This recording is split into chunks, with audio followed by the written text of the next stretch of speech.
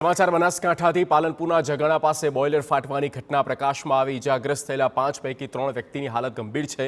3 દર્દી અમદાવાદની હોસ્પિટલમાં સારવાર હેઠળ છે। અમદાવાદની ખાનગી હોસ્પિટલમાં તેમની સારવાર ચાલી રહી છે। પાલનપુર મામલતદારે ઇજાગ્રસ્તોની મુલાકાત લીધી। ડીવાયએસપી સહિતનો પોલીસ કાફલો પણ હોસ્પિટલની મુલાકાતે છે। પોલીસ ઘટના સ્થળે જઈને વધુ તપાસ કરશે।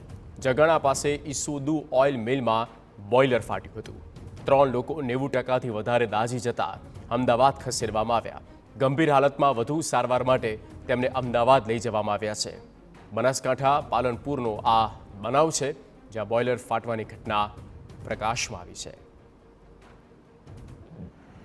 हाँ मारो भाणियो नौकरी करता था बराबर 2-3 छोकरा नजर नौकरी करता था ने एकदम से अचानक शू फाट्यो पेलो ऑइल में फाट्यो शू फाट्यो एकदम धड़ाको थयो અને બે छोकरा एकदम एक्सपर्ट दवाखाना लाया पालनपुर में प्राइवेट में પછી ત્યાંથી અમદાવાદ લાયા એપોલો में।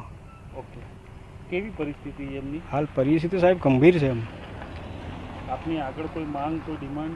હાલ તો સાહેબ શું કહીએ, માલિકના હતા અમે તો લઈને બેઠા છો।